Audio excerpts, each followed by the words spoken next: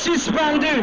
Ce samedi 20 juillet 2024, une altercation a eu lieu au Parlement de la CEDEAO, après que le député sénégalais Guy Marius Sagna a vivement critiqué les chefs d'État de la sous-région ouest africaine, les accusant d'être à l'origine de l'appauvrissement de l'Afrique de l'Ouest. Ces propos ont déclenché un affrontement avec la vice-présidente du Parlement de la CEDEAO, la députée ivoirienne Adjaratou Traoré. Récemment élue deuxième vice-présidente du Parlement de la CEDEAO, Adjaratou Traoré est également la chef de la délégation des parlementaires ivoiriens à la CEDEAO. Depuis le début de la première session ordinaire du Parlement de la CEDEAO, Guy Marius Sagna n'a cessé de critiquer les dirigeants ouest-africains, notamment Faure Gnassingbé, Patrice Talon et Alassane Ouattara. Ces critiques ont culminé dans un affrontement direct avec Adjaratou Traoré, vice-présidente du Parlement. L'honorable Guy Marius Sagna. Merci beaucoup Madame la Présidente, chers collègues, bonjour. Merci au PNUD qui nous a fait un bon exposé avec des éléments très importants, très intéressants, que je trouve fiables. Le PNUD peut avoir d'excellents chiffres, mais la vision politique du PNUD est mauvaise, est catastrophique. Si les chiffres du PNUD, je peux avoir du respect pour eux, je n'ai aucun respect pour la vision du PNUD. Et je vais vous dire pourquoi. Le titre du document que vous nous avez présenté, c'est « État des lieux, pauvreté et inégalité en Afrique de l'Ouest ». En réalité, le titre devrait être « État des lieux, appauvrissement et non pauvreté ».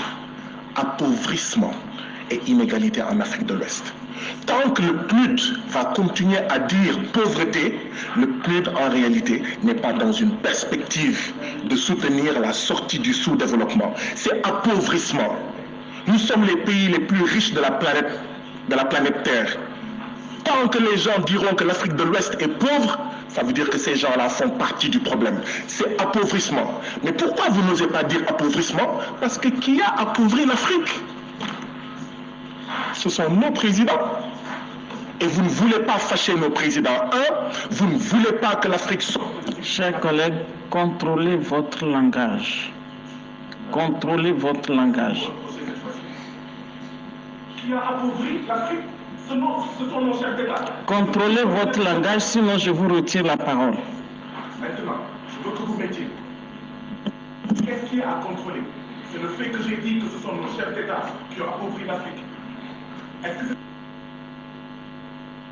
Comme ça, je vais changer. Mais qui a dit oui? Qui a dit oui? Ok. Vous suivez. Elle me dit que je ne contrôle pas mon langage. Je veux savoir. Oui, mais vous dites que les chefs d'État ont appauvri l'Afrique. C'est une insulte?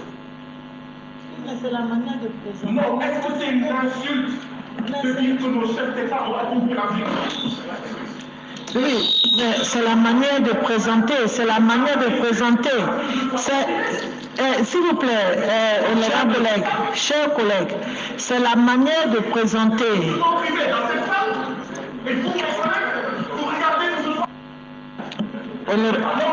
S'il vous plaît. S'il vous plaît, la liberté de parole ne veut pas dire que vous devez dire n'importe quoi à l'endroit des chefs de l'État. Oui, c'est n'importe quoi que vous êtes en train de dire. Mais c'est vous qui êtes plus n'importe quoi que qui que ce soit. Vous êtes n'importe quoi. Vous êtes n'importe quoi. Vous devez contrôler ce que vous avez à dire. Vous devez contrôler. Vous ne pouvez pas vous adresser aux chefs d'État. Ce ne sont pas vos amis. Vous ne pouvez pas vous adresser aux chefs d'État n'importe comment. Je ne suis pas d'accord. Je ne suis pas d'accord. Vous devez tutoie. Nous avons l'obligation d'être parlementaire tutoie. Vous ne pouvez pas vous adresser aux chefs d'État n'importe comment. Qu'est-ce que ça veut dire?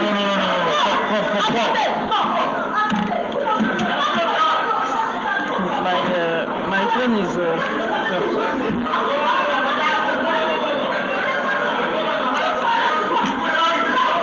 Chers collègues, la séance est suspendue. La séance est suspendue. La séance est suspendue. Il ne peut pas... Non, je ne suis pas d'accord. Je ne suis pas d'accord.